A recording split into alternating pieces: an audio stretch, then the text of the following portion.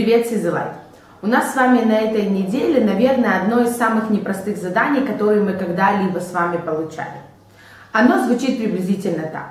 Мы хотим, чтобы в каждом клубе Сизелайт был урок Торы. Более того, мы хотим, чтобы каждый наш участник приходил туда с удовольствием и хотел изучать Тору. Без стипендий, без того, что вам неудобно отказать прийти на клубный день или на урок. А вот просто человек хочет приходить на каждый урок Торы.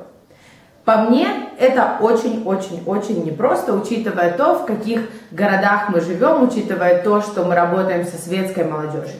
Но нет ничего невозможного, как говорится. Я знаю очень много людей, которые начинали свой путь соблюдения именно с того, что они начинали ходить на уроки Торы. Это привлекает. Во-первых, вы должны понимать, что у каждого еврея так или иначе, где-то глубоко или не очень глубоко в душе есть желание учить Тору. Он может о нем не говорить, но поверьте мне, что любому еврею на подсознательном уровне это близко. Поэтому даже если человек первый раз к вам пришел, вы можете быть уверены, что у вас есть такой залог успеха уже 10-20%, просто потому что он еврей, ему будет у вас интересно. Но, конечно, это не спасает. Давайте с вами немножко разберемся, как же подойти к этому вопросу изучения Торы. Во-первых, вы должны сами себе ответить на вопрос, почему я хожу на урок Торы, что мне именно интересно. Перед тем, как делать это видео, я села сама с собой и позадавала себе несколько вопросов. У меня получились такие варианты ответа. Первый. Я хожу на урок Торы, потому что мне очень нравится тот ведущий, который дает этот урок. Он приводит очень красивые аргументы, хорошо и понятно мне рассказывает. Второе. Мне важно учить Тору, и то, что я нахожу там, это помогает мне действовать в повседневной жизни. Третье. Я просто люблю размышлять, философствовать, и поэтому я хожу на уроки Торы. Четвертое, пятое, десятое, это может быть факторы, которые мне приятны. Например, туда ходят мои друзья, например, там приятная атмосфера, например, туда ходит мальчик или девочка, который мне нравится и так далее. Но в принципе обычный человек ходит, то есть ответ «я учу Тору, потому что я еврей», наверное, дадут вам далеко не все люди, да, то есть мне надо, мне сказал так Ребе, и я иду учить Тору. Наверняка такой ответ даст вам не каждый человек. Поэтому вы можете на самом деле и у себя, и у ваших ребят спросить, почему бы им было бы учить Тору интересно. Если в вашем городе есть программа Stars, то очень может быть, что ребята просто привыкли 1-2 раза в неделю приходить и получать урок. Если у них вдруг это, не дай бог, заберут, то наверняка каждый из них почувствует какой-то дискомфорт и будет искать, где бы мне поучить Тору. Нужно понять, что происходит у вас в городах. Вполне возможно, что ребята вам скажут, а я не знаю, что мне интересно в уроках Торы и почему я на них хожу, потому что я никогда на них не был, или там был на них 1 или 2 раза. В общем, друзья, нам с вами предстоит абсолютно тяжелый и не протоптанный путь, что называется. Но от этого интересней. Я считаю, что если мы хотим каждого человека привлечь к урокам Торы и сделать это, как поставлено у нас задание, регулярно, каждую неделю или 2 раза в неделю, то здесь, мне кажется, нужно самим для себя выстроить программу. Есть 2 варианта, как мы можем работать с уроками Торы. Первый – это сделать какую-то программу длиной в месяц и через месяц сделать финал. Или, например, какую-то программу длиной в 2 недели и потом сделать какой-то финал, яркое мероприятие.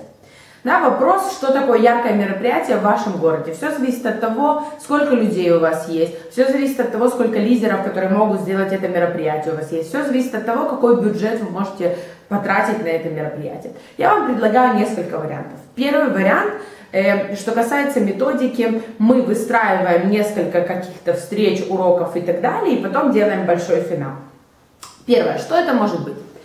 Это может быть интернет-игра. Вы регистрируете у себя команды, вы регистрируете у себя отдельных участников и, например, берете у них номера мобильных телефонов.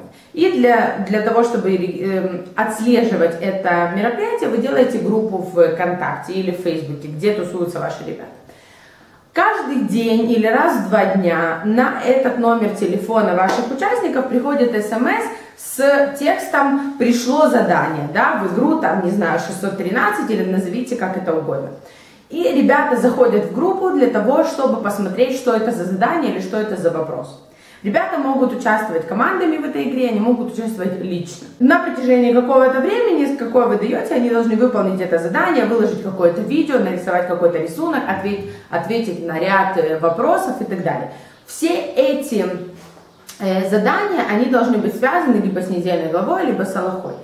И так, например, нельзя каждый день давать задания, да, нужно задания давать раз в 3, раз в 4 дня, каждый раз делать рейтинги команд, кто лучше, кто хуже, кто быстрее, кто не быстрее, обязательно хвалить, давать какие-то промежуточные баллы, давать обязательно задания дополнительные, да, где ребята могут реабилитироваться, те, кто не в первых, да, рейтингах. Вот, и так эта игра может идти, она может быть 2 недели, например, может быть чуть больше, но главное, чтобы ребятам не надоело. И финал этой игры может быть какое-то последнее задание, после которого есть какая-то вечеринка, да, на которой вы награждаете победителей. Что здесь важно? Важно, чтобы все вещи, связанные с этой игрой, они были связаны с уроками Торы. Более того, мне очень важно, чтобы, например, эти задания были связаны с теми уроками Торы, которые даете именно вы. И тогда ваш участник знает, что если он придет к вам на урок Торы, то он обязательно сможет выполнить это задание, которое ему пришлют по СМС. Если он не придет на урок Торы, то ему это намного сложнее будет выполнить это задание. Это как такая мотивация, чтобы люди пришли. Это во-первых. Во-вторых, такие игры, они очень сильно сплочают, и интернет помогает здесь тем, что не нужно находиться всем в одном месте. Можно быть на телефоне, можно быть в Фейсбуке и так далее. Кому интересно, как проходили такие игры, примеры заданий и так далее, я могу скинуть, объяснить, мы можем с вами это обсудить и построить для вашего города с вашей спецификой такую игру. Окей, вторая история, по мне, так она одна из самых успешных, это сделать такой Йом Лимуд, день образования. День, когда вы приглашаете, попробуйте договориться с одним из лучших лекторов, ребят, лидеров в вашем регионе или из других городов, и вы строите расписание этого дня, и ребята ходят на всякие разные лекции, которые посвящены урокам Торы. Я вам хочу сказать, что очень многие ребята, города, директора, которые обращались, например, к Илише или ко мне, или к другим преподавателям, почти никогда не получали отказ приехать и что-то провести. Вы можете, это не стоит много денег ни для кого, да, вы можете договориться с теми успешными лекторами, которых вы хотите, и попробовать сделать такой Йом Лимуд с вашими местными преподавателями, может быть даже с вашими местными лидерами, которые могут подготовить какие-то уроки, и какие-то приглашенные гости из других городов. Посмотрите, какие города и какие, может быть, лидеры, интересные лекторы находятся рядом территориально. Или, может быть, вы знаете, что ваш рав в какое-то время привозит кого-то, так подключитесь к этому мероприятию. Что здесь важно? Йом Лимуд, он всегда работает, как бы сказать, чисто и эффективно. Почему я говорю чисто? Потому что нету никакой вуали вокруг урока Торы. Урок Торы, он как урок Торы. И это как раз тот случай, когда я прихожу, потому что мне нравится лектор. И это может вызвать у ребят желание учиться дальше. Что я говорю в первую очередь? В первую очередь на таких семинарах, кроме лекторов, очень важно, чтобы были привлекательные названия. И тогда ребята пойдут на название. Оставьте, что там будет стоять за этим названием, что-то более глубокое, что-то более завуалированное, но на название, поверьте мне, придут. Даже на название этого дня Йом Лимуда, как-то, если вы его назовете красиво, креативно, люди уже клюнут. Это важно, да, над этим стоит подумать. Если вы захотите сделать такой Йом Лимуд, поверьте мне, что мы вам поможем обязательно организовать лекторов и попробовать договориться с ними. Может быть, этот Йом Лимуд, это тоже может быть финал каких-то ряда ваших лекций. И, например, кроме этого Йом Лимуда, в этот день может пройти что, где, когда, или какая-то викторина, или какой-то брейн-лин, на котором будут задаваться вопросы, которые вы рассказали ребятам на прошлых уроках у вас в молодежных клубах Сизелайт. Еще одна форма мероприятия, которая может быть да, изучением Торы или что-то вокруг этого, сделать день, где такой день семинара, где мальчики отдельно от девочек, да, назвать его там М против Ж, мальчики против девочек и так далее и тому подобное. Эта форма, она всегда привлекает тем, что все знают, что будут и мужчины, и женщины, и девушки, и парни, но мы знаем, что мы будем обсуждать какие-то вопросы, которые при мужчинах, я сейчас говорю от имени женщин, при мужчинах нам неудобно обсуждать, да, мужчины то же самое, как бы, про женщин думают в этот момент. Но потом будут какие-то моменты, когда мы будем встречаться и знакомиться. Я предлагаю в этот день, в это мероприятие сделать отдельную программу для мужчин и для женщин, учить Тору, учить законы, учить все, что связано с тем или иным полом, да, целый день. В конце можно сделать какую-то игру. Да, есть много ТВ-шоу, которые построены именно на мужчин против женщин, прямо можно оттуда взять конкурсы, и это действительно хорошо работает почти что всегда. И в этот же момент можно сделать разговор про шидух, можно сделать спид-дейтинг, быстрые знакомства, и вполне возможно, что кроме компании изучения Тора вы еще и получите, может быть, новые, дай бог, семьи, да, еврейские в результате этого дня. То есть форма мальчики против девочек.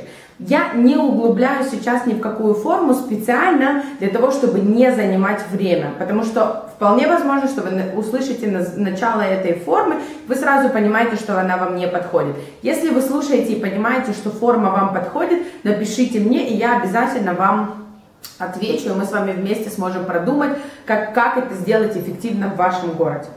Это мы сейчас с вами поговорили про те города, где есть возможность сделать большие мероприятия с большим количеством людей. Если мы говорим про ваш город, и в вашем городе нет большого количества людей, нет возможности привести лекторов или нет большого бюджета, то в вашем случае нужно сделать несколько вещей. Первое – это узаконить, что называется, в вашем клубе день, когда вы учите Тору. Понедельник, вторник, среда, четверг, не важно нам важно, чтобы этот день из недели в неделю он повторялся. Человек знает, что каждую неделю в это время есть урок Торы, и он приходит в это время на урок Торы. Как его разнообразить? Во-первых, никто не отменял историю, например, с названиями, где вы делаете встречу ВКонтакте, приглашение на мероприятие, и там уже вы анонсируете название вашей встречи. Да, там тайна 7 дверей, я не знаю, это может быть на чем устроена психология женщины, каббала и так далее и тому подобное. Любые названия, которые вам приходят в голову и они вам кажутся интересными, используйте их. Человек придет на мероприятие с интересным названием, на урок с интересным названием. Только смотрите обязательно, чтобы потом это название как-то отображалось в том, что вы будете там рассказывать. Это первая история. Вторая история. Каждый урок нужно делать не как урок, где сидит преподаватель и с книжкой в руках рассказывает или, хуже того, зачитывает людям какие-то вещи, и это проходит все мимо. Нужно создать атмосферу. Нужно понять, какая атмосфера подходит к той или иной недельной главе. Например, может подойти атмосфера театра. Что такое атмосфера театра? Атмосфера театра – это когда вы говорите, что мы играем импровизированный театр, и люди, вполне возможно, уже придут внешне одеты как-то более нарядно. Второе, вы можете раздать при входе билеты, на которых будут написаны места, и люди сядут на эти места, да, например. Вы можете обязательно, если это там театр, подготовить какую-то сценку и проиграть ее, и с этого начать ваш урок. Если это, например, кинотеатр, то показать вначале какой-то ролик и потом начать ваш урок. Немножко атмосферы, и поверьте, что 60% успеха делает атмосфера, которая царит у вас на уроке. Это первое, можно сделать атмосферу. Следующая история. Иногда ребята не хотят ходить на уроки, потому что им не дают там места, им не дают там слова. Поверьте мне, что нашей молодежи есть всегда что сказать. Учитывая то, что сейчас, например, на этой неделе, в недельной главе, мы говорим про историю с разведчиками. Мы говорим про то, когда евреи пошли смотреть землю Израиля, увидели там великанов, вернулись и сказали, что мы туда не пойдем.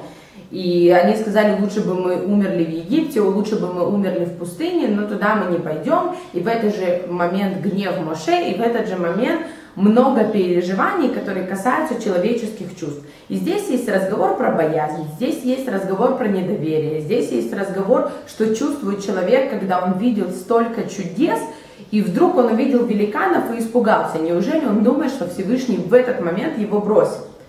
И тут много чего можно сказать, даже не зная источников, не зная комментариев, на каком-то личном опыте, на каких-то личных ощущениях. Этот разговор может привести к классному диалогу у вас на уроке. Так вот, вернемся к моменту, когда человек должен что-то сказать, когда он у вас на уроке. Дайте возможность ребятам самим высказаться, самим попреподавать. Дайте им кусочек текста, посадите их в хевруты, посадите их в пары, и пускай они друг другу передадут содержание того, что они прочитали, обсудят друг с другом, да, передадут мысль кому-то другому, пойдут, расскажут. И сделайте динамику, когда не преподаватель говорит, а ребята слушают, а сделайте методику, когда ребята коммуницируют между собой.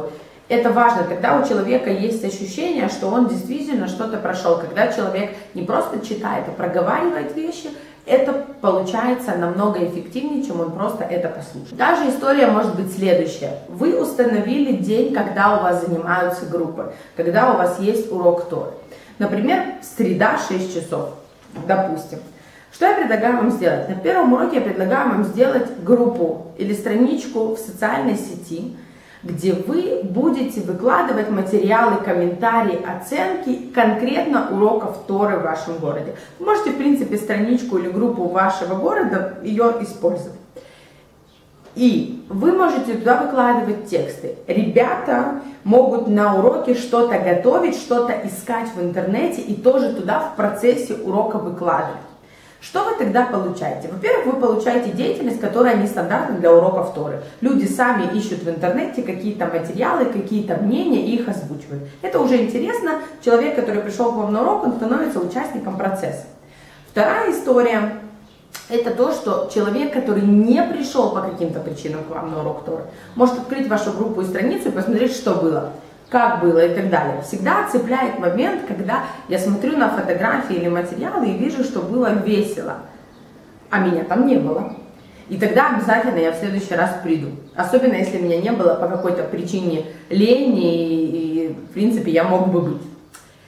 Я дала вам несколько, даже не вариантов, можно сказать, зацепок, как можно сделать мероприятие, занятия, на какие точки можно нажать, чтобы это было интереснее. Конечно, это не все. Наверняка у вас есть идеи намного лучше. Но я вас очень прошу, пускай этот месяц, он станет месяцем изучения Торы, месяцем урока Торы. Не только для вас, а и для ваших участников. Я вас прошу, если вас какая-то методика, идея заинтересовала, я не сомневаюсь, что вы можете ее сделать сами. Но если вам нужна помощь, обращайтесь. Мы, честное слово, хотим вам помочь, хотим сделать так, чтобы ваше продвижение на пути к развитию молодежного клуба Сизелайт, оно было легче, быстрее. Вы знаете вашу публику, вы знаете тех ребят, которые к вам приходят. Посмотрите на них, подумайте про них, может быть, спросите даже у них, что вам интересно в уроке Торы, и тогда наша с вами работа, она будет более эффективна. Я желаю вам удачи, будем с вами на связи и до встречи на следующей неделе.